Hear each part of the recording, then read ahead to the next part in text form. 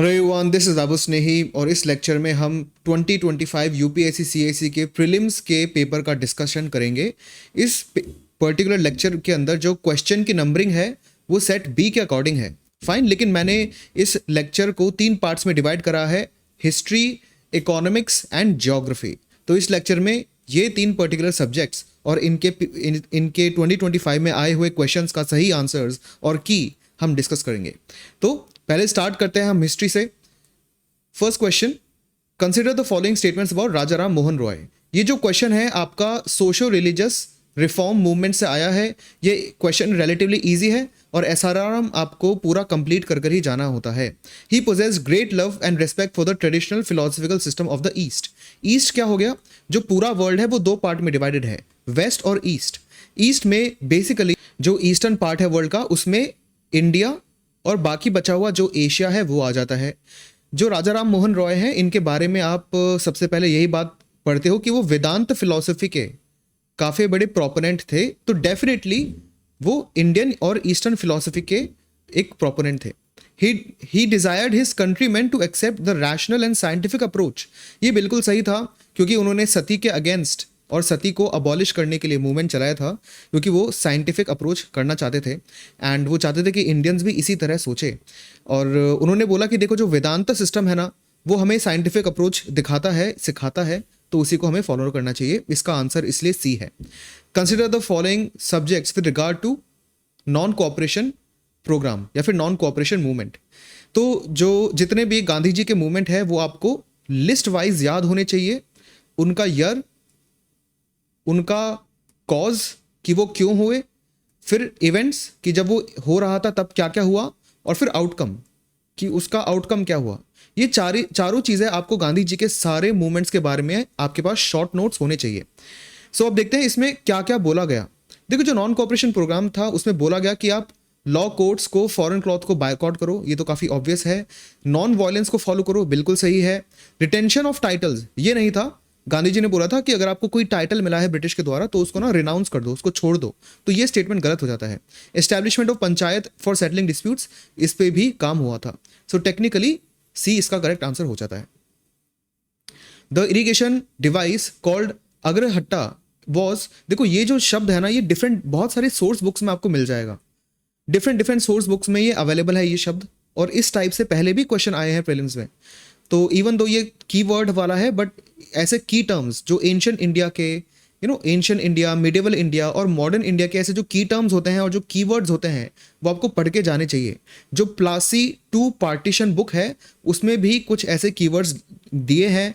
तमिलनाडु की जो 11th वाली बुक है उसमें भी ऐसे कुछ कीवर्ड्स अवेलेबल हैं। सो इसका सही आंसर बेसिकली हो जाएगा कि ये एक चक्कर था। इसको यूज़ करके जो पानी है, पानी जो है ना, उसको फेंका जाता था, और इसको पर्शियन व्हील भी बोला जाता था। और ये बेसिकली एक जगह से दूसरी जगह पानी को ट्रांसपोर्ट करने में इसकी मदद ली जाती थी। Who among the following rulers in ancient India had assumed the titles of Mattavilasa, Vichitrachitta and Gunabhara. देखो ये क्वेश्चन ना थोड़ा सा ट्रिकी है, इनफैक्ट ये डिफिकल्ट साइड पर ही थोड़ा है। ऐसा क्यों? क्योंकि ये इंडिविजुअल एक ही डायनेस्टी के बारे में पूछा गया है। सपोज यहाँ पे जो ऑप्शंस है ना, उसमें हर राजा अलग डायनेस्टी का होता, तब तो शायद आप लिंक कर लेते कि भाई यहाँ पे पल्लव्स की बात हो रही है। लेकिन इसमें से ज़्यादातर जो ऑप्शंस है वो एक ही डायनेस्टी के बिलोंग करते हैं, तो यहाँ पे उनको पिक करना बहुत ज़्यादा ट्रिकी हो जाता है। बट इसका जो करेक्ट आंसर है वो है महेंद्र वर्मन 1। फाहीन या फिर Faxian, a Chinese pilgrim who travel to India during the reign of, ये बहुत और पूरे पेपर का शायद सबसे इजी क्वेश्चन है। बच्चे को ये पता होता है। सबसे पहले आप जो गुप्ता डायनेस्टी है और हर्षा डायनेस्टी है, इन दोनों के दौरान जो चाइनीज़ ट्रैवलर्स आते हैं उनके बारे में आप पढ़ते ही हैं। तो यहाँ पे चंद्रगुप्ता 2 के दौरान, जिनका दूसरा टाइटल विक्रमादित्य भी था, चाइनीज़ ट्रैवलर फाहीन इंडिया में आए थे। यून सांग जो है वो हर्षा के टाइम पर आए थे। Who among the following led a successful military campaign against the kingdom of Shri Vijay? देखो श्री विजय जो है ये एक ऐसा रीजन था जो कि अगर मैं ऐसे ड्रॉ करूं तो ये तो हो गया मलय पेनिनसुला, क्योंकि यहाँ पे थाईलैंड है, यहाँ पे मलेशिया है, यहाँ पे सिंगापुर है और फिर यहाँ पे बहुत सारे आइलैंड्स आ जाते हैं, ये सब इंडोनेशिया है। तो ये तो बेसिक मैप है। अगर आपने चोला डायनेस्टी का मैप भी पढ़ा है तब आपको पता है कि चोलाज ने ईस्ट एशिया में या साउथ ईस्ट एशिया में एक बहुत बड़ा किंगडम बनाया था कुछ टाइम तक के लिए। देखो यहाँ पे ना आपको कंफ्यूज भी नहीं करा, हो सकता है यहाँ पे डिफरेंट डिफरेंट चोलास के नाम दे देते थे, यहाँ पे परंटक या फिर राजा राजा और राजेंद्र वन ऐसे नाम देते और ये एक ही डायनेस्टी का होता, तब ये क्वेश्चन करना बहुत डिफिकल्ट हो जाता। बट यहाँ पे तो उन्होंने सिर्फ एक ही चोला राजा का ऑप्शन दिया है, तो इसको करना रिलेटिवली काफी इजी था। With reference to ancient India consider the following pairs. देखो ये बहुत ही इंपॉर्टेंट है, मैं हमेशा रेकमेंड करता हूं कि आप हिस्ट्री को ज्योग्राफी के साथ और मैप्स के साथ हमेशा पढ़ें, क्योंकि उन्हीं उसी तरह से पढ़ने से आपके फ्यूचर में क्वेश्चंस पूरे होंगे। देखो अगर आपको महाजनपद, जो 16 महाजनपद है उनका मैप थोड़ा भी याद है, तो आपको ये पता है कि असक जो है वो इस डायरेक्शन में यहाँ पे कहीं था, कंबोज जो है वो एकदम यहाँ पर है, अवंती कहीं यहाँ है और कौशल कहीं यहाँ है। तो अगर आपको पता भी नहीं है कि ये जो नदियाँ हैं ये कहाँ से जा रही है, तब भी आप रफली एक आइडिया बना सकते हो। देखो विपास है ब्यास, ये आप हिस्ट्री में पढ़ते ही हो, जो करंट नदियाँ हैं उनके पुराने नाम आप हिस्ट्री में पढ़ते हो। तो देखो कंबोज ऊपर रह गया, ब्यास तो कितनी नीचे रह गई, ठीक है। अवंती महानदी, अब या कौशल और सरयू, देखो कौशल यहाँ है, सरयू रिवर भी यहाँ है, तो आप एक एजुकेटेड गेस ले सकते हो कि ये शायद एक ही जगह हो। देखो गोदावरी जो है वो यहीं से जा रही है और अस्सक भी इसी साइड था। इस तरह से आप थोड़ा बहुत लिंक करके इस आंसर को बेसिकली कर सकते थे। सो इसमें बेसिकली जो अवंती है, जैसे महानदी जो है वो महानदी थोड़ी इस साइड है और अवंती यहाँ रह गया, तो ये भी गलत हो गया।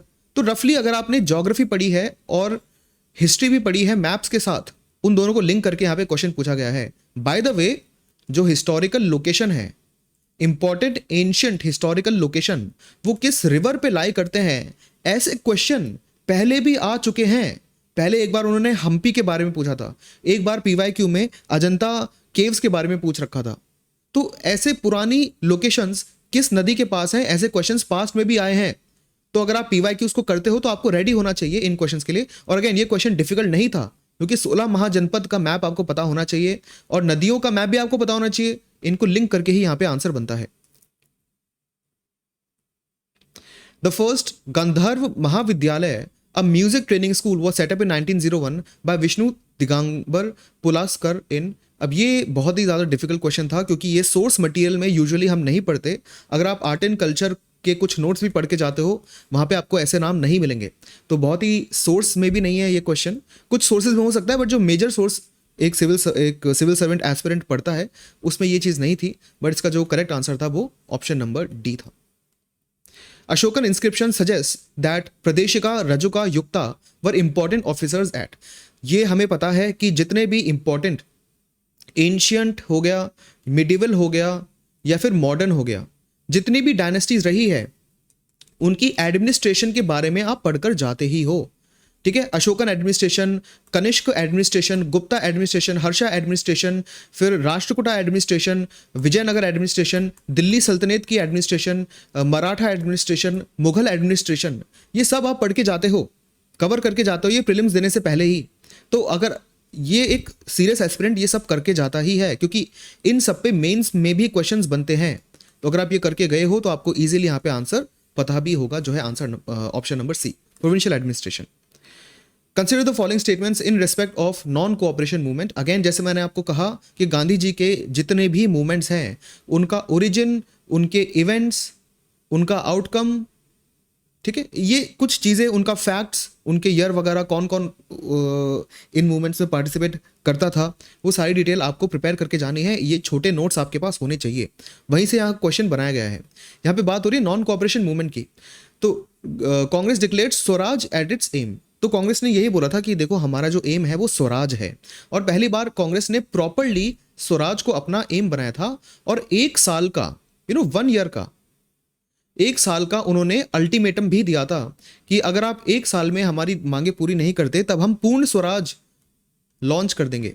अगर आपने गांधी मूवी देखी है तो उसमें भी ये चीज़ एग्जैक्टली यही बताई गई है और सारे सोर्स मटेरियल में ये अवेलेबल है। तो रिलेटिवली मेरे अकॉर्डिंग ये बहुत ईजी क्वेश्चन था अगर आपने मॉडर्न इंडिया ढंग से पढ़ी है तो। Sedition has become my religion was the famous statement given by Gandhi ji during the time of. अब ये जो स्टेटमेंट्स है ये शायद आपको सोर्स मटेरियल में ना मिले, तो यहाँ पे आपको कॉमन सेंस यूज करना पड़ेगा। और ये क्वेश्चन करना रिलेटिवली थोड़ा डिफिकल्ट है, क्योंकि यहाँ पे कंफ्यूजन हो सकता है।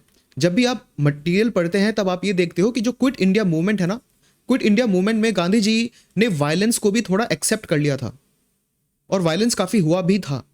तो ये आपको फैक्ट पता होता है, ठीक है। लेकिन आपको ये पता है कि लॉ तोड़ना, लॉ को ब्रेक करना, ये सिविल डिसोबीडियंस मूवमेंट का पार्ट है।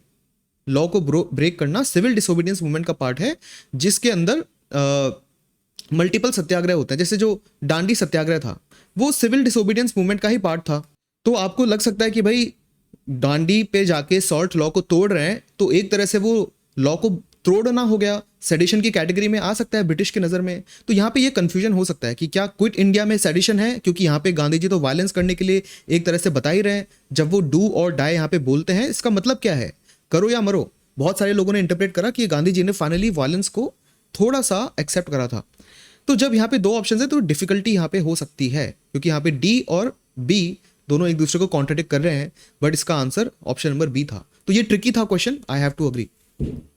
The famous female figure known as the dancing girl, easiest question of the paper, literally the easiest question of the paper, ये ब्रॉन्ज है।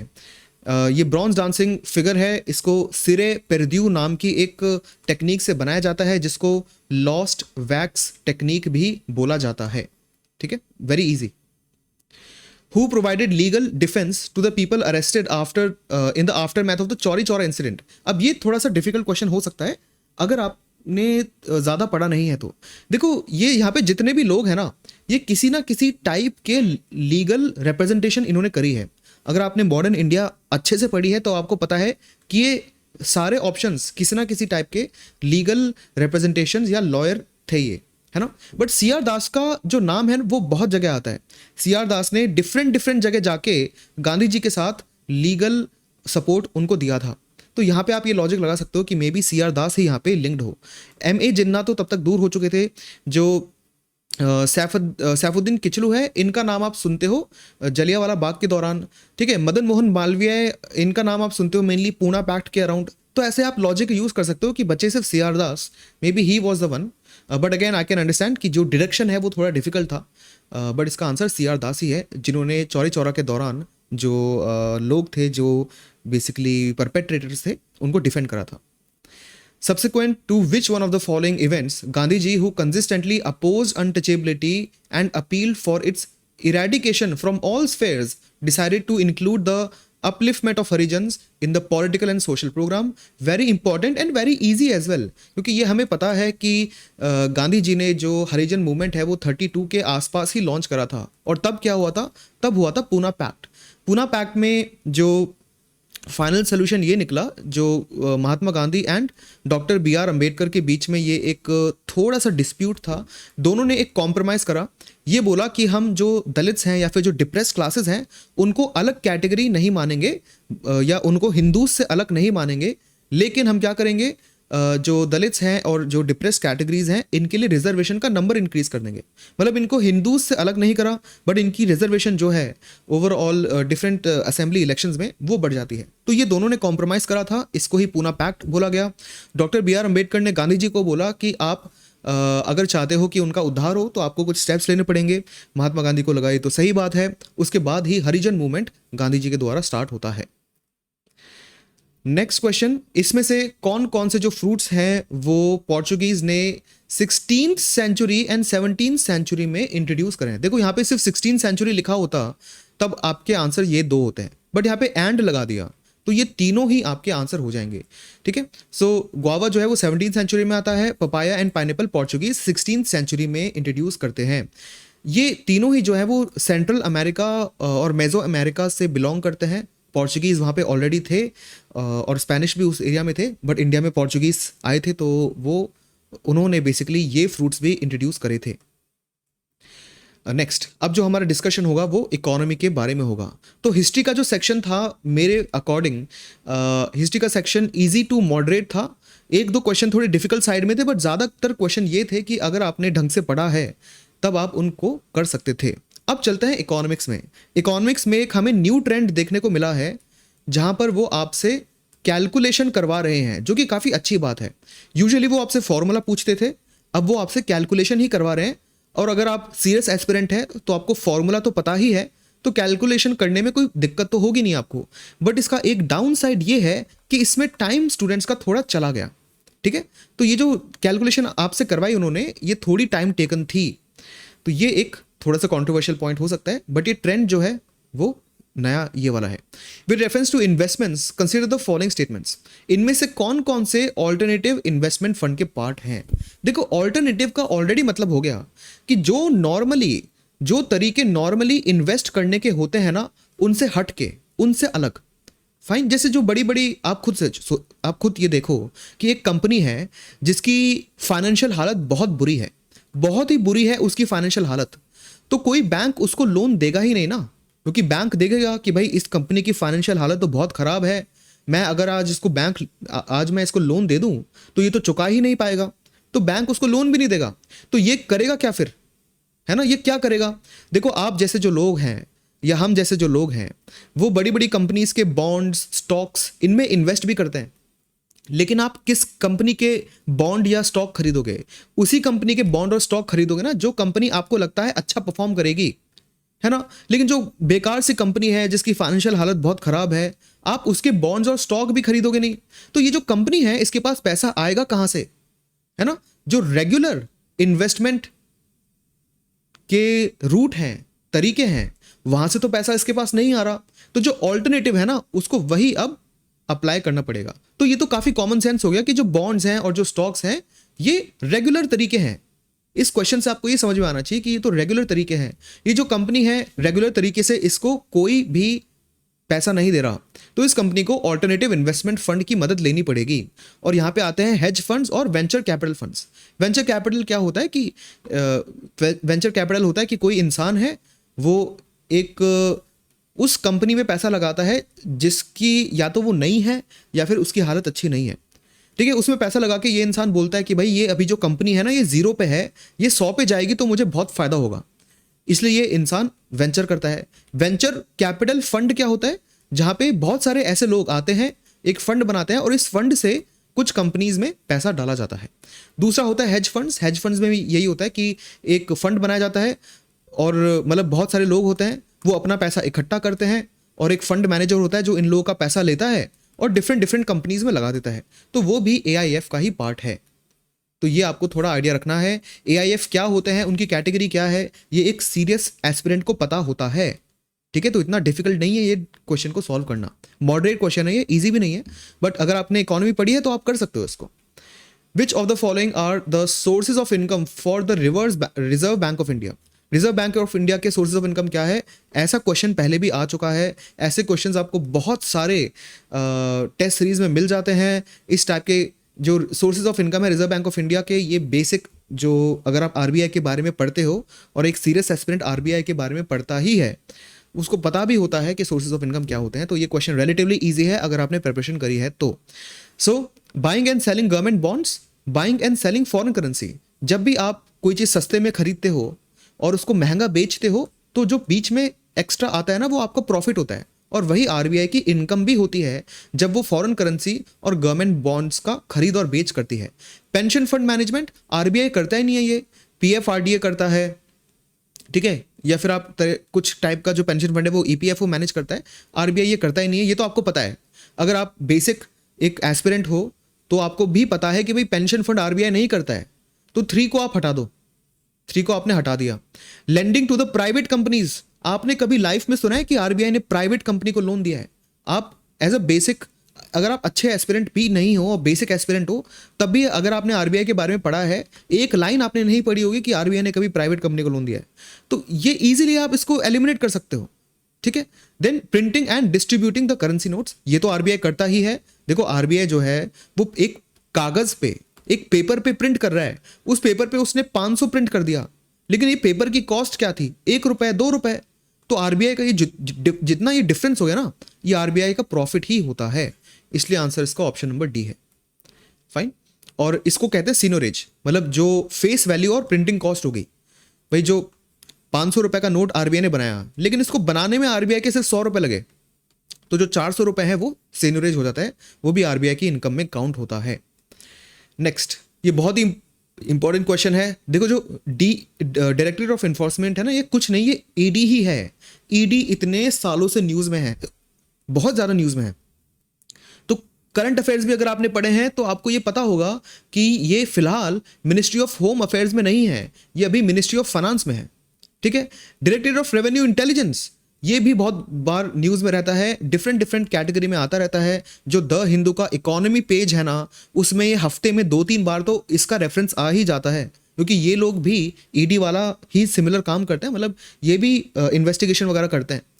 Fine. Directorate general of systems of data management, ये थोड़ा difficult है क्योंकि इसके बारे में ज़्यादातर एस्पिरेंट्स ने सुना नहीं होता, ना ही ये किसी सोर्स मटेरियल में मिलेगा आपको। हो सकता है कभी कभी रैंडमली चलते फिरते आपने करंट अफेयर्स में इसको पढ़ लिया तो शायद आपको आइडिया हो, बट ये वाला थोड़ा डिफिकल्ट पॉइंट था। पहले दो को आइडेंटिफाई करना कि वो सही है या गलत, ये रिलेटिवली ईजी था। ठीक है, सो जो फर्स्ट वाला है वही गलत था, लेकिन all are not correctly matched, only 2 are correctly matched. And जो डायरेक्टरेट ऑफ रेवेन्यू इंटेलिजेंस है वो मिनिस्ट्री ऑफ फाइनेंस के अंदर है, और जो directorate general of systems and data management है ये भी मिनिस्ट्री ऑफ फाइनेंस के अंदर ही आता है। तो ये जो थर्ड वाला है, आई एक्सेप्ट कि इसको करना काफ़ी डिफिकल्ट था, बट यहाँ पे आपको एक एजुकेटेड गैस ही लेना होता। इसको नाम पढ़ के आप शायद सोच सकते थे कि ये मिनिस्ट्री ऑफ फाइनेंस में है या नहीं, बट अगेन ये आई कंप्लीटली कंसीड कि ये डिफिकल्ट था इस पर्टिकुलर चीज़ को हाईलाइट करना। लेकिन ऊपर वाले जो ऑप्शंस थे इन दोनों को हाईलाइट करना काफ़ी ईजी था, बहुत ही ईजी था। Next, RBI mandates all the listed companies in India to submit a business responsibility and sustainability report। देखो ये जो रिपोर्ट्स होती हैं या आरबीआई जो है उसके बारे में आपने जितनी भी as an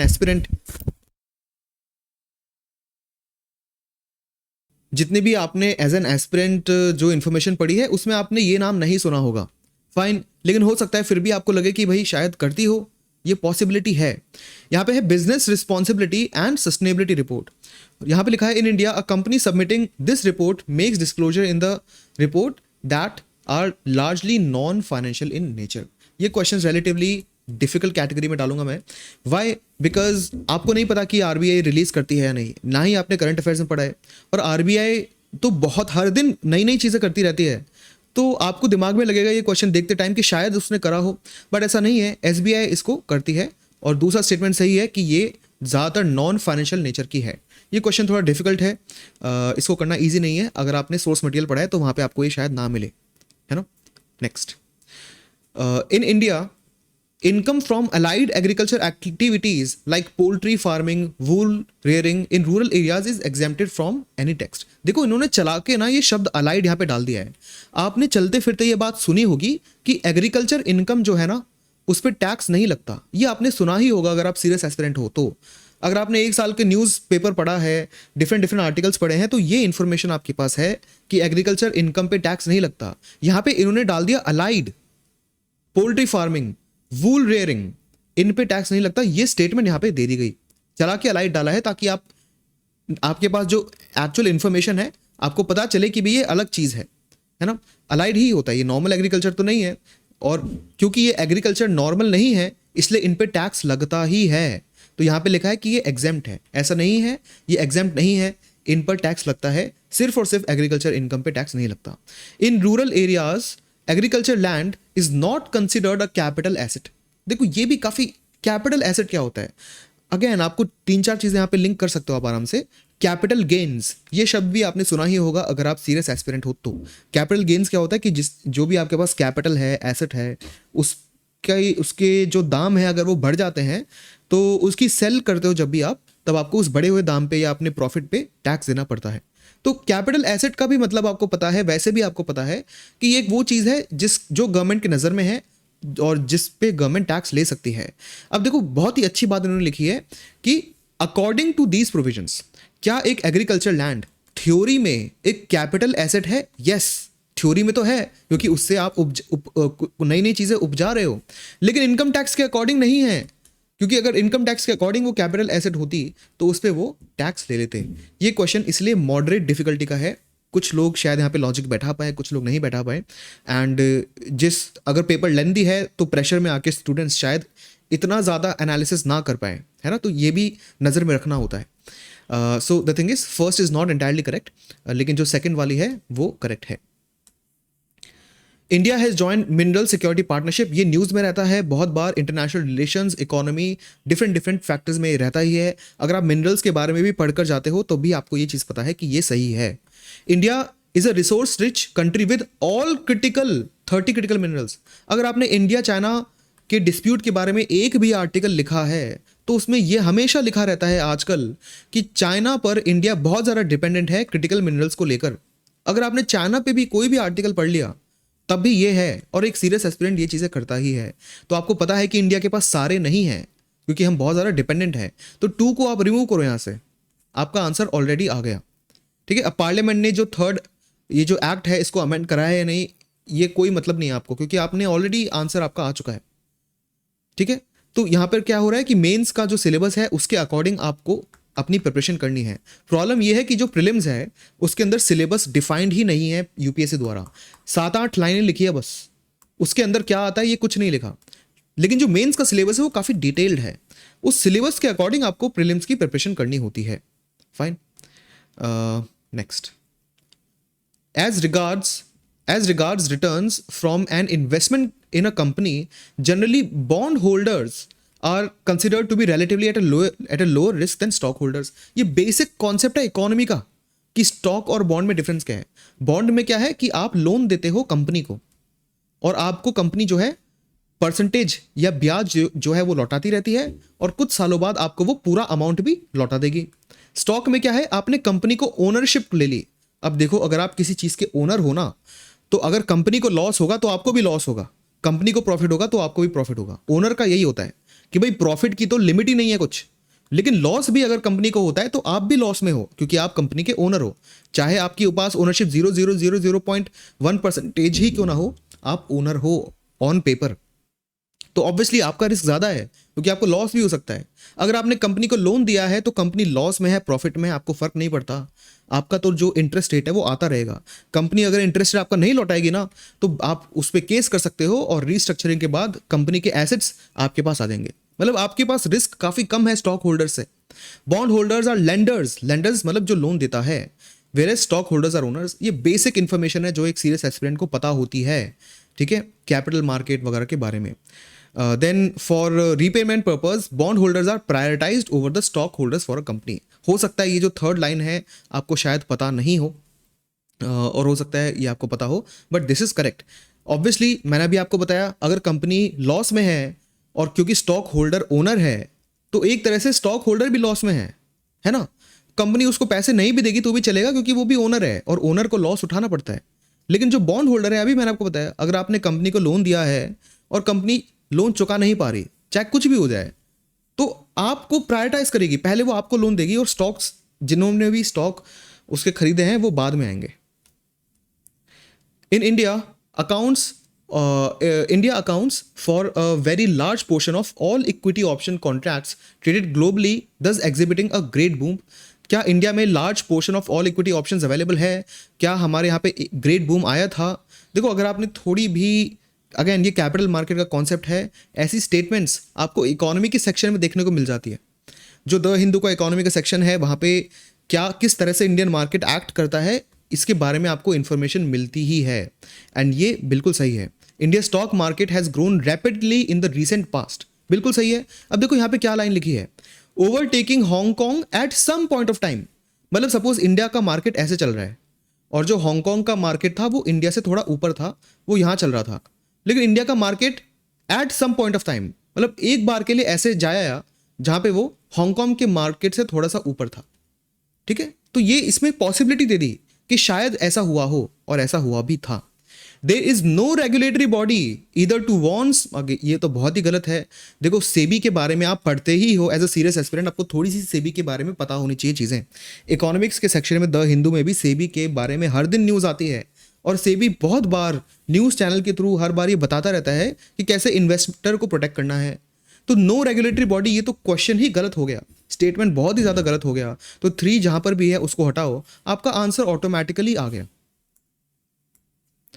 circular economy reduces the emission of the green house gases. Circular economy में क्या है, आपने प्लास्टिक बनाया, उससे आपने चेयर बनाई, चेयर खराब हो गई तो आपने फिर से उसको मेल्ट करके उसमें से प्लास्टिक निकाला, फिर से उससे कुछ चेयर बनाई, नई चेयर फिर भी खराब हो गई तो फिर से आपने उसको यूज़ कर लिया। मतलब आपने नया प्लास्टिक नहीं बनाया, जो एक बार आप प्लास्टिक बना दिया उसी को यूज़ करे जा रहे हो, उसी के वेस्ट को डिस्पोज ऑफ करने की जगह उसी को आप रीयूज़ कर रहे हो। तो यहाँ पर क्या है, ग्रीन हाउस गैसेस ऑटोमेटिकली कम हो गई। It reduces the use of raw material, बिल्कुल सही है, नया रॉ मटेरियल चाहिए नहीं है ना, जब पुराना वेस्ट ही आप यूज कर रहे हो। Circular economy reduces the wastage in production process, obviously उसका पर्पज ही यही है, वेस्ट भी कम होगा क्योंकि वेस्ट को ही तो आप यूज कर जा रहे हो। तो सारी स्टेटमेंट्स ट्रू हैं, और जो दोनों स्टेटमेंट है ये फर्स्ट स्टेटमेंट को ढंग से एक्सप्लेन भी कर रही हैं। Capital receipts create a liability, again ये जो टॉपिक है ये बहुत ही बेसिक टॉपिक है इकोनॉमी का।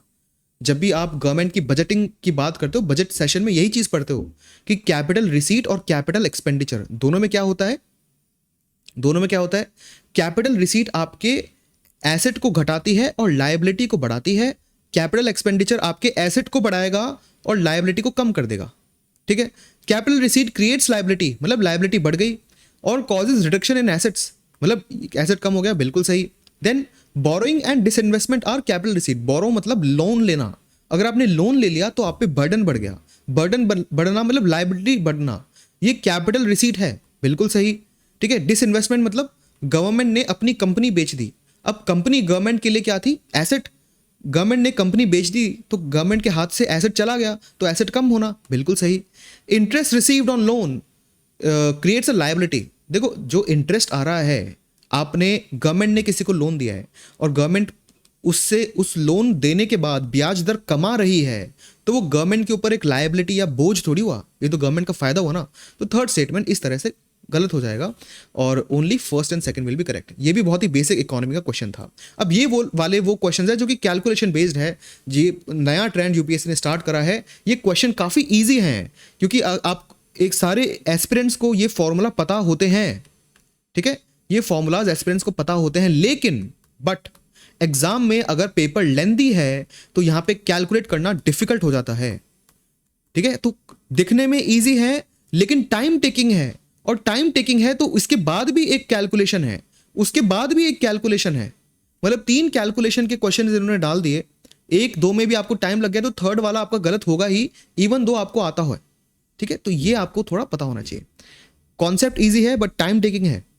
Suppose the revenue expenditure is 80K, तो 80K रेवेन्यू एक्सपेंडिचर है हमारा, and revenue receipt of the government is 60K, तो एक्सपेंडिचर हमारा ज़्यादा है, रिसीट कम है, तो यहाँ पे आप 60K डाल दो। तो अब यहाँ पे पूछा रेवेन्यू डेफिसिट क्या होगी, 20K, ऑब्वियसली बहुत ही ईजी है। फिर government budget also shows borrowing of 10K, ये हमेशा आपको बताया जाता है कि जो गवर्नमेंट की फिजिकल डेफिसिट है वो क्या होती है, जो जितना गवर्नमेंट लोन उठाती है, जितना गवर्नमेंट बोरो करती है, वो फिजिकल डेफिसिट के बराबर ही होता है। ये हर कोई टीचर आपको बताएगा ही, ये बेसिक इकोनॉमिक्स स्टूडेंट जानता है। तो बोरोइंग ही फिजिकल डेफिसिट होती है, तो ये सेकंड स्टेटमेंट भी सही है। प्राइमरी डेफिसिट इज 4 करोड़, अब यहाँ पे क्या है, इंटरेस्ट पेमेंट जो है वो 6 करोड़ का था, और प्राइमरी डेफिसिट का फॉर्मूला ही होता है कि फिजिकल डेफिसिट में से आप इंटरेस्ट पेमेंट काटते हो, और इसी के चलते तीनों स्टेटमेंट सही है। यहाँ पे ये मैंने कैलकुलेशंस भी लिख दिया, आप देख सकते हो। बट एक ऐसा क्वेश्चन है जो इजीली आप कर सकते हो, बट अगेन जैसे मैंने आपको कहा कैलकुलेशन लंबी है। ठीक है, कैलकुलेशन इज लॉन्ग, और कैलकुलेशन लेंदी होने के कारण हो सकता है आपकी अगली कैलकुलेशन आपको फॉर्मूला आते हुए भी गलत हो जाए, और ये कुछ स्टूडेंट्स के साथ हुआ भी है। A country's fiscal deficit stands at 50K, 50K हमारी फिजिकल डेफिसिट है। It is receiving 10K through non debt creating capital receipt, ये एक ही टाइम की बात हो रही है कि कंट्री की टोटल फिजिकल डेफिसिट है 50। ठीक है, और जो कंट्री है वो 10,000 की non debt creating capital receipt, मतलब उसके पास कैपिटल रिसीट भी आ रही है। अब फिजिकल डेफिसिट में जो रिसीट है और जो रेवेन्यू है उनका डिफरेंस ऑलरेडी है, तो कैपिटल रिसीट आ रही है या नहीं वो तो ऑलरेडी 50K के अंदर काउंटेड हो चुकी है। Countries interest liabilities are 1500, so gross primary deficit क्या होगी, ऑब्वियसली प्राइमरी डेफिसिट में क्या होगा कि आपको जो फिजिकल डेफिसिट है ना, फिजिकल डेफिसिट है उसमें से आपको इंटरेस्ट पेमेंट माइनस करना है, और जो 10,000 की रिसीट है वो ऑलरेडी 50K में काउंटेड है। हो सकता है ये जो स्टेटमेंट है ना काफ़ी कंफ्यूजिंग है। वैसे कुछ स्टूडेंट्स सोच सकते हैं कि ये जो 10,000 है ना ये बाद में आया है, मतलब फिजिकल डेफिसिट की कैलकुलेशन आपने कर ली, उसके बाद जो कंट्री है उसके बाद फिर से कंट्री के पास 10,000 आया है, तो आपको फिर इसमें 10,000 जो है वो रिसीट है, तो इसमें आपको ऐड या सब्ट्रैक्ट करना पड़ेगा, तो इसका आपका आंसर फिर ए भी आ सकता है, ठीक है। एंड मेनली जो इसका आंसर है ए ही है, मतलब इसमें अब अगर आपने ऐड करा तो आपका टोटल 60K हो जाएगा, और उसमें से आपने 1.5 माइनस करा तो आपका आंसर सी आ जाएगा। तो ये ना कंफ्यूजिंग स्टेटमेंट्स है, बट इट लॉजिकली इट जो अगर आपका फिजिकल डेफिसिट का फॉर्मूला भी देखो, वो है total expenditure minus total receipt, है ना, total expenditure minus total receipt, और इसका फाइनली आया था हमारे पास 50K। फाइन, अब यहाँ पे बोला है, अब जैसे 10K जो है वो तो 50 के अंदर ही है, लेकिन सपोज किसी स्टूडेंट को लगता है कि भाई ये 10K ना एक्स्ट्रा आ रहा है, एक्स्ट्रा आ रहा है, तो ये रिसीट्स में जाएगा, यहाँ पे रिसीट्स में जाएगा, और रिसीट्स में आप देखो माइनस के साइड है, तो आपको 50K से माइनस करना पड़ेगा, तो आपका आ जाएगा 40, और प्राइमरी डेफिसिट के लिए आपको ये भी माइनस करना पड़ेगा 1.5, तो आपका आ जाएगा 38.5, जो कि ऑप्शन में नहीं है, ऑप्शन में 58.5 है और 48.5 है, और प्लस आप कर नहीं सकते, तो 48.5 ही आपका आंसर रहेगा। बट अगेन इतना सब सोचने में कितना टाइम निकल गया आपका, टाइम तो काफी निकल गया ना, है तो easy but time has passed, और जब तक आप फिर इस क्वेश्चन पे आओगे तब आपको लगेगा यार बहुत टाइम निकल चुका है, और हो सकता है जल्दी जल्दी में आपकी ये कैलकुलेशन गलत भी हो जाए, that is also possible. Which of the following statements regarding the 15 finance commission is correct. तो 15 फाइनेंस कमीशन के बारे में ना देखो यहाँ पे फिगर्स दे रखे हैं। यूपीएससी की प्रिपरेशन के टाइम ना आपको बोला जाता है कि ये एग्जैक्ट ना ऐसे छोटे छोटे जो पैसे वाले फिगर्स हैं, अगर वो ज़्यादा इंपॉर्टेंट नहीं है तो ज़्यादा याद रखने की ज़रूरत नहीं है। अभी तो 16th फाइनेंस कमीशन की बात चल रही है, तो 15 फाइनेंस कमीशन की आप इतनी पुरानी जो ये मॉनेटरी डेटा है इसको आप याद कैसे रखोगे? आपको लगेगा ये इंपॉर्टेंट है ही नहीं, तो आप इसको याद रखोगे ही नहीं। फिर भी इन्होंने यहाँ पे पूछ रखा है, क्यों? क्योंकि आप देखो ऑप्शन नंबर सेकंड, इसी स्टेटमेंट से आपका पूरा क्वेश्चन हो गया। क्यों? 45% यूनियन से स्टेट के पास जाने वाला है। अगर आप बेसिक एस्पिरेंट भी होना और आप 15 फाइनेंस कमीशन पढ़ते हो, जो कि हर एस्पिरेंट पढ़ता ही है, आपको पता है यहाँ पे 45 तो है ही नहीं, 41 है। कम और हो गया, ये तो पहले 42 हुआ करता था, अब 41 हो गया, ये आपको पता है सब। तो सेकंड को हटाओ, आपका आंसर आ गया सी, है ना। तो ये फिगर्स आपको ध्यान नहीं है, अब मैं आपको फिर से बता रहा हूं कि वो आपको पैसे वाले फिगर याद रखने हैं जो कि थोड़े रिसेंट हो और आपको लगता है वो इंपॉर्टेंट हो। इतनी पुरानी फाइनेंस कमीशन के इतने पुराने पैसे, यहाँ पे 45,000 करोड़ लिखा है, यहाँ पे 48 लिखा है, ये ऐसे फिगर्स याद रखना कि रिटर्न ऑन इन्वेस्टमेंट ना बहुत कम है। ये टाइम तो आप कॉन्सेप्ट्स याद करने में लगा लो, लेकिन ये जो चीज़ थी ये तो आपको सबको पता ही थी, आसानी से आपका क्वेश्चन सॉल्व भी हो गया। ठीक है। Consider the following regarding International Bank of Reconstruction and Development. IBRD जो ये बैंक है, बेसिकली ये वर्ल्ड बैंक के अंडर ही काम करता है, ये आपको पता होना चाहिए। It provides loans and guarantees to the middle income countries. देखो जो वर्ल्ड बैंक है ना, उसके अंदर बहुत सारे मेनली 4, कुछ लोग बोलते हैं 5, ठीक है, ऐसे 4 या फिर 5, कभी कभी वो मीगा को इंट्रोड्यूस करते हैं या नहीं, बट रफली 5 वर्ल्ड बैंक के अंदर इंस्टीट्यूट आते हैं, उनके बारे में आप पढ़कर जाते ही हो। कोई भी सीरियस एस्पिरेंट ये पढ़ के जाता है, जितनी भी इंटरनेशनल ऑर्गेनाइजेशन हो गई, चाहे IMF हो गई, वर्ल्ड बैंक हो गया, ILO हो गई, ठीक है, फिर WEF हो गई, इन सब के बारे में आप पढ़कर ही जाते हो इंटरनेशनल ऑर्गेनाइजेशन के बारे में प्रीलिम्स से पहले। तो ये क्वेश्चन डिफिकल्ट नहीं था किसी भी हद से। तो यस, ये मिडिल इनकम कंट्रीज को देता है। It work single handedly to help developing countries. काफ़ी एक्सट्रीम स्टेटमेंट भी है, और ये आपको पता भी है कि ये अकेला काम नहीं करता। पहली बात तो बहुत सारे जो इंटरनेशनल ऑर्गेनाइजेशंस हैं जो कि डेवलपिंग कंट्रीज को पैसा देते हैं, ये अकेला काम नहीं करता, ऊपर से ये वर्ल्ड बैंक के अंदर आता है, और वर्ल्ड बैंक के अंदर भी जो बाकी इंस्ट्रूमेंट्स हैं वो भी IBRD के साथ मिलकर काम करते हैं। तो ये गलत हो गया। 2 जहां पर भी गलत है उसको आप वहां से हटा दो, आपका आंसर आ गया। It was establish to help Europe rebuild after World War 2। Yes, 1944, 1945, 1946, इन 3-4 सालों में बहुत ज़्यादा डिस्कशन हुआ था कि वर्ल्ड वॉर सेकेंड के बाद कैसे आप यूरोप को रीबिल्ड करोगे, और इसी डिस्कशन के दौरान ही ऐसे इंस्टीट्यूशंस को क्रिएट करा गया था। RTGS और NEFT, ये थोड़ा इंटरेस्टिंग है। जितने भी देखो RTGS और NEFT इस टाइप के पहले क्वेश्चंस आ चुके हैं, तो आप इनके बारे में पढ़कर जाओगे ही, पहली बात। दूसरी चीज़, अगर आप PIB करंट अफेयर्स पढ़ते हो तब वहाँ पे इनकी न्यूज़ भी आती है। तो ये आपके प्रिपेयर्ड है, आपको पता है एग्जाम देने से पहले अगर आप सीरियस एस्पिरेंट हो कि ये चीज़ें क्या है। अब पढ़ते हैं options. RTGS settlement time is instantaneous while NEFT take some time. देखो ऐसा होता था पहले, जो एनईएफटी है उसमें ज़्यादा टाइम लगता था, अब कम हो गया है, बट फिर भी जो आरटीजीएस है वो इंस्टेंट ही है। एनईएफटी अभी भी आधे आधे घंटे में होता है। ये बेसिक नॉलेज, लाइक दोनों में बेसिक डिफरेंस ही यही है ना। तो ये तो आपको पता ही होना चाहिए अगर आप एक सीरियस एस्पिरेंट हो तो। ये कोई आपको सोर्सेज में भी मिल जाएगा, ये करंट अफेयर्स में भी रहता है, ये चीज़ आपके नज़र में होनी चाहिए, तो ये डिफिकल्ट नहीं है। RTGS customer is charge on inward transactions while that is not the case in NEFT. देखो जो आरटीजीएस है और एनईएफटी है दोनों ही इनवर्ड चार्ज नहीं करते। अब ये स्टेटमेंट डिफिकल्ट है, शायद आपको पता हो या ना हो, ये लक पे है आपके, आपने गलती से पढ़ लिया तो ठीक है, क्योंकि ऐसी स्टेटमेंट्स आपको सोर्स मटेरियल में मिलने के चांसेस बहुत कम है। Operating hours for RTGS are restricted on certain days while it is not true for NEFT. RTGS जो है उसके पास कुछ रिस्ट्रिक्शंस है टाइम, क्योंकि यहाँ पे लिखा है ऑपरेटिंग आवर्स, वो कुछ रिस्ट्रिक्टेड है। एनईएफटी के बारे में ऐसा कुछ नहीं है, वो 24/7 है। फाइन, तो इसका जो आंसर है वो 1 and 3 है। देखो 1 and 3 ढूंढना, याद रखना इज नॉट डिफिकल्ट, एक सीरियस एस्पिरेंट को पता ही होता है। प्रॉब्लम है क्वेश्चन या फिर ऑप्शन नंबर सेकंड में। ये जो ऑप्शन नंबर सेकंड है ये ऑप्शन ही डिफिकल्ट था। तो क्वेश्चन इजी से और मॉडरेट के बीच में है, मतलब इजी और डिफिकल्ट के बीच में है, मतलब moderate. How many of the above countries accept the UPI for international merchant payments. बहुत ही इंपॉर्टेंट क्वेश्चन है ये। आप ये देखो कि हर महीने 2-3 तो पीआईबी के आर्टिकल्स यूपीआई के बारे में आते ही हैं, हर महीने तो आते ही हैं। गलती से आपने 1 साल पेपर पढ़ा और 2 बार भी नजर पड़ गई आपको, तो आपको पता है कि कौन कौन सी कंट्रीज क्या क्या कर रही हैं। यूपीआई के अंदर कौन कौन सी कंट्रीज है, ये तो आपके दिमाग में क्यूरियोसिटी ही आनी चाहिए जब आप यूपीआई पढ़ रहे हो प्रिपरेशन के दौरान। तो यहाँ पर क्या है, जर्मनी इसका पार्ट नहीं है और ना ही बांग्लादेश, बाकी तीनों में ये एग्जिस्ट करता है। ठीक, ये आपको थोड़ा ध्यान रखना है। तो ये था इकोनॉमिक्स का डिस्कशन। देखो इकोनॉमिक्स में भी काफ़ी सारे इजी क्वेश्चंस थे, कुछ क्वेश्चंस ऐसे थे जो थोड़े डिफिकल्ट थे, बट इजी क्वेश्चंस का नंबर काफ़ी ज़्यादा था। मॉडरेट क्वेश्चन 1-2 ही थे। तो जो इकोनॉमी है वो इजी टू मॉडरेट के साइड में है, मैं हिस्ट्री को मॉडरेट रखूंगा। चलते हैं geography. Which of the following countries are member of NATO. जब से रशिया का यूक्रेन में इन्वेजन हुआ है तब से नेटो न्यूज़ में है, पिछले 2 साल से। पिछले साल न्यूज़ आई थी कि जो स्वीडन है वो सबसे नया मेंबर बन गया था नेटो का, ये बहुत बड़ी न्यूज़ थी।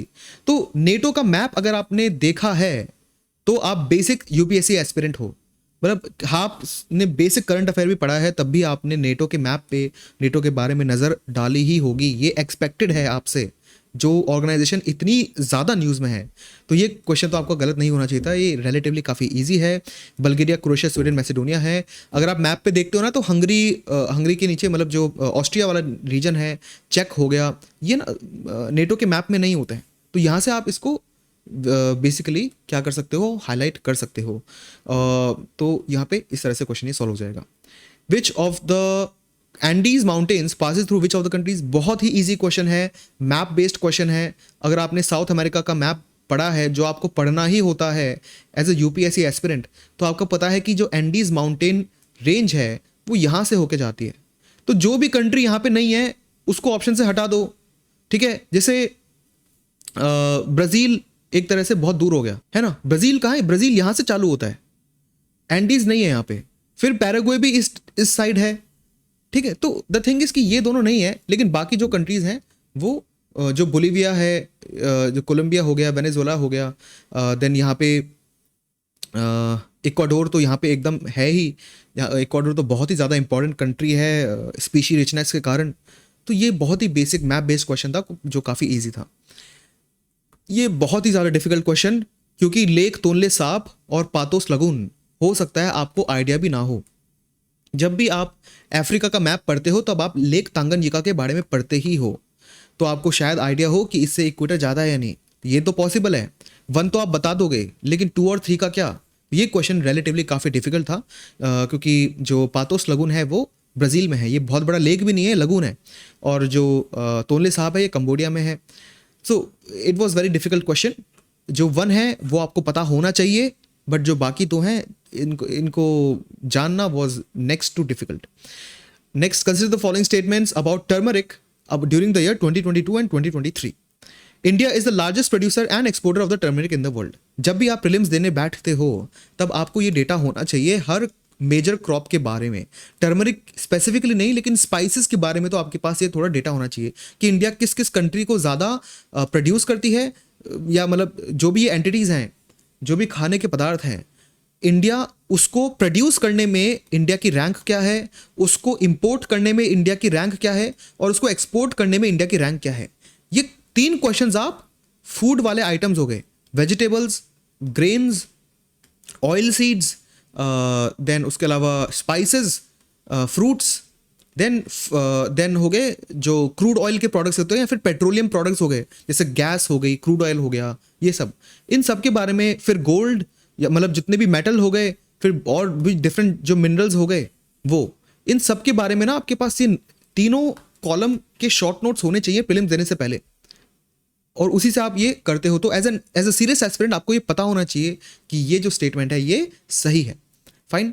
मोर than 30 varieties of turmeric are grown in India. अब ये शायद आपको आइडिया नहीं हो, लेकिन फिर भी ये स्टेटमेंट आया तो आप मान सकते हो कि हाँ शायद हो। ठीक है।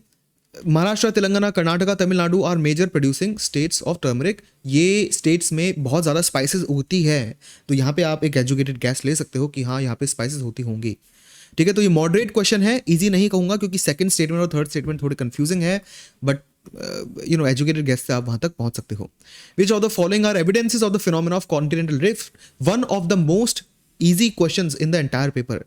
सबसे पहले जब आप फिजिकल ज्योग्राफी के बारे में पढ़ते हो, अर्थ के बारे में पढ़ते हो, तब आप प्लेट टेक्टोनिक्स और कॉन्टिनेंटल ड्रिफ्ट का चैप्टर ही उठाते हो। तो ये तो सबसे पहले आप पढ़ते हो, ये तो आपको पता ही होना चाहिए। ठीक है। This is one of the most easy questions.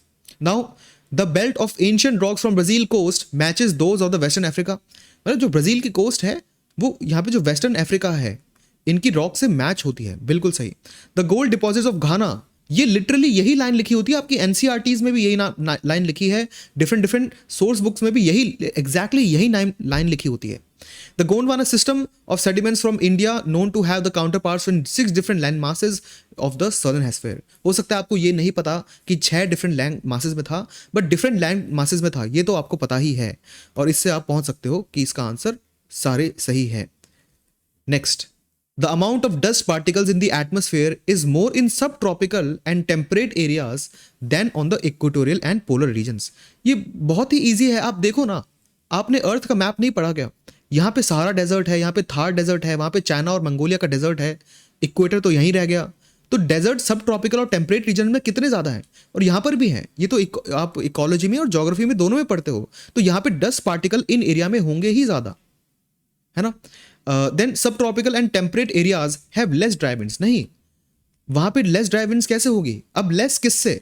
ये जो स्टेटमेंट है ना, ये थोड़ा गलत है यूपीएससी के अकॉर्डिंग, क्योंकि less dry winds than equator, ये पूरा स्टेटमेंट होता है, पूरा स्टेटमेंट ही यही होगा। लेकिन जो इन्होंने क्या करा है, दोनों स्टेटमेंट को यहाँ पे मर्ज कर रखा है, इसलिए ये आप एक्सपेक्टेड है कि आप ये लॉजिकली बिठा दो कि ये इक्वेटर से ही कंपेयर कर रहे हैं।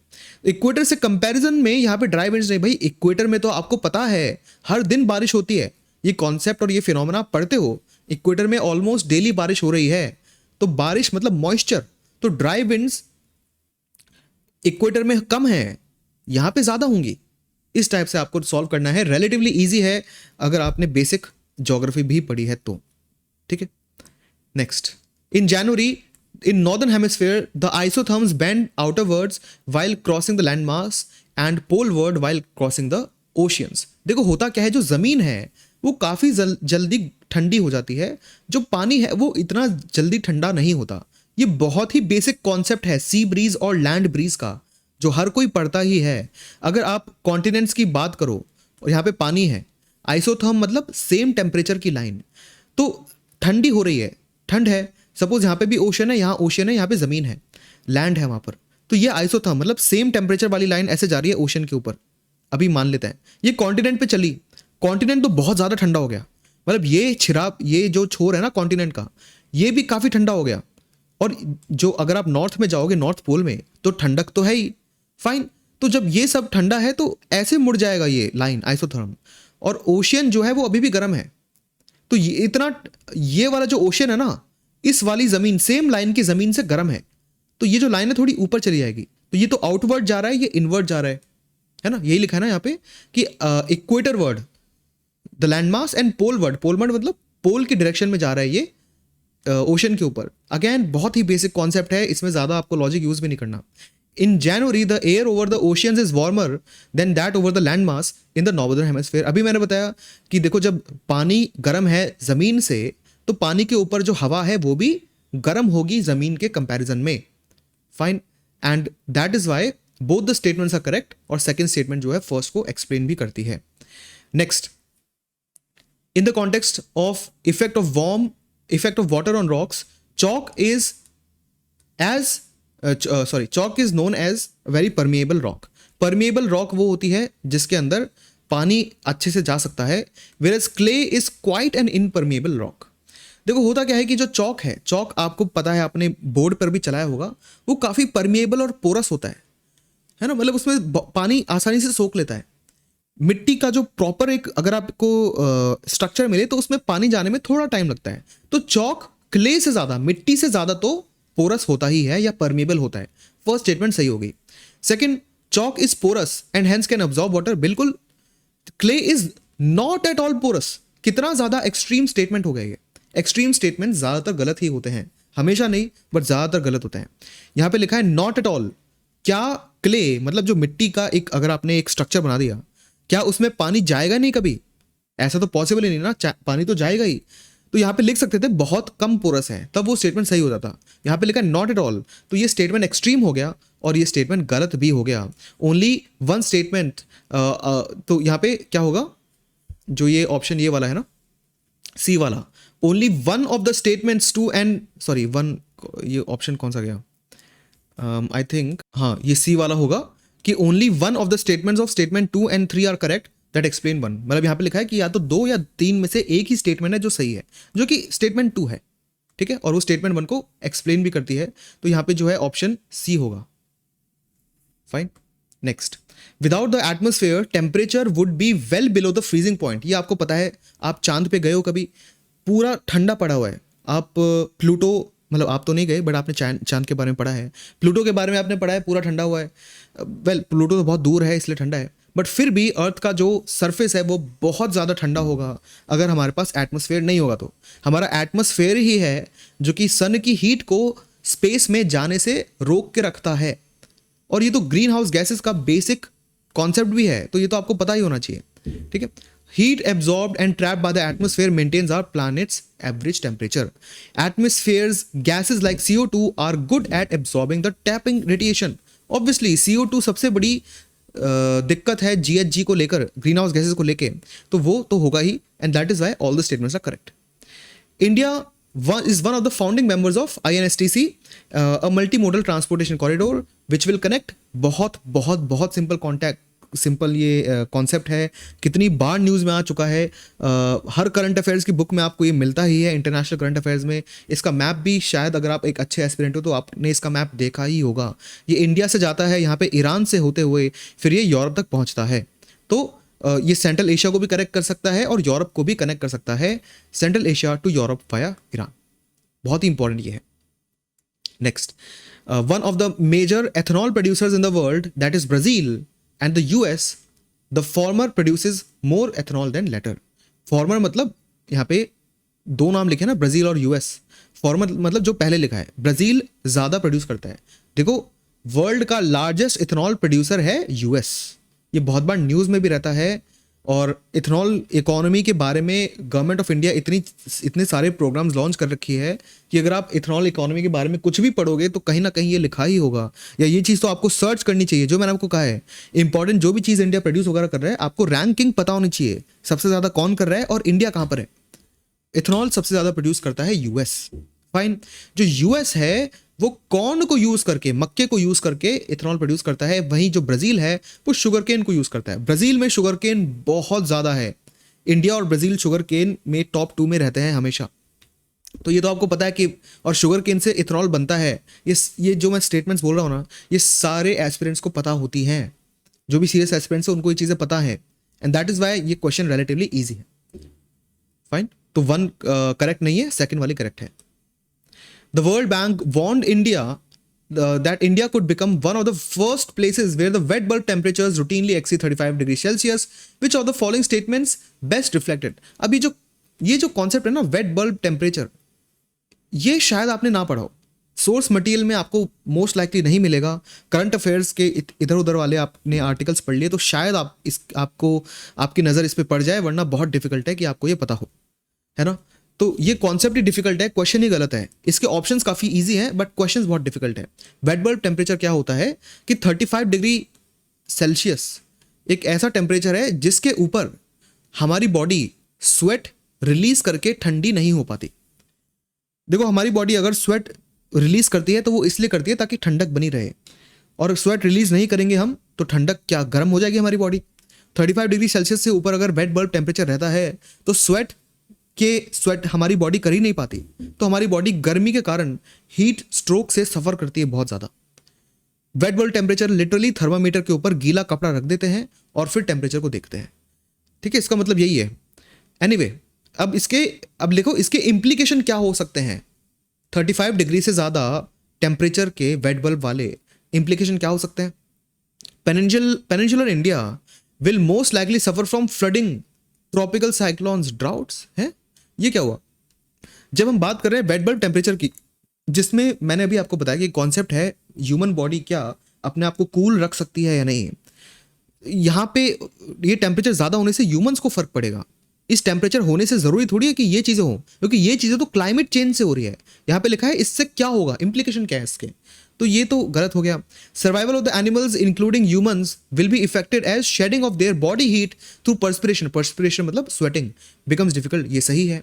देखो अब ये दो टाइप के स्टूडेंट्स हैं, जिनको ये पता है वो तो उनके लिए तो इजी क्वेश्चन हो गया, जिनको ये नहीं पता वो भी 35 डिग्री सेल्सियस से लगा सकते हैं कि भाई अगर टेम्परेचर 35 से ज़्यादा है तो ज़रूरी नहीं है ये चीज़ें हों, ये चीज़ें क्लाइमेट चेंज से हो रही हैं ना कि टेम्परेचर से सिर्फ। फाइन, और सेकेंड स्टेटमेंट तो सही है, तो हो सकता है आप इसको कर सको, एंड दैट इज़ वाई ये मॉडरेट लेवल का क्वेश्चन है। विच of the countries have more than 4 time zones, very difficult क्योंकि यहाँ पे ऑप्शन इस तरह से हैं, यहाँ से हाईलाइट करना डिफिकल्ट नहीं है बट ऑप्शंस इन्होंने ऐसे दे रखे हैं कि आप इसको कर ही नहीं सकते, बहुत ही खतरनाक डिफिकल्ट क्वेश्चंस हैं ये।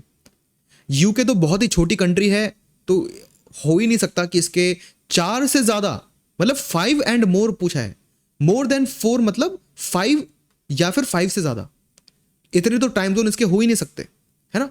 तो ये बहुत डिफिकल्ट है इसको करना। जो डेनमार्क है इसके पास ग्रीनलैंड वगैरह भी है, बट आपको कैसे आइडिया होगा कि भाई यहाँ पे इतने सारे टाइम जोन्स हैं, पॉसिबल नहीं है।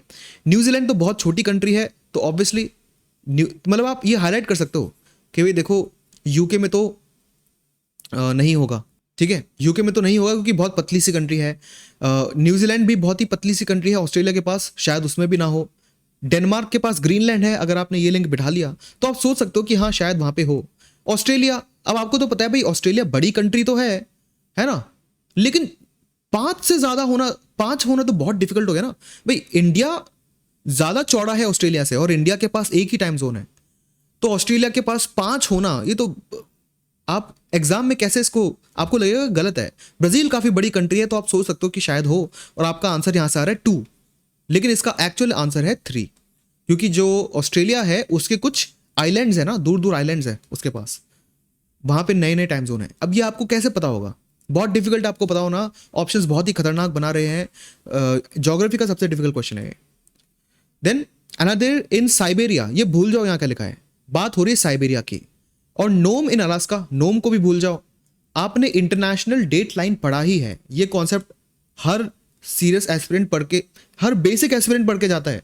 सबसे पहले आप इंटरनेशनल डेट लाइन ही पढ़ते हो टाइम जोन के बारे में, और आपको पता है कि भाई यहाँ पे रशिया है और यहाँ पे यूएस है ना, और यहाँ पे बीच में जा रही है इंटरनेशनल डेट लाइन, इसको क्रॉस करते ही दिन बदल जाएगा पूरा 24 घंटे।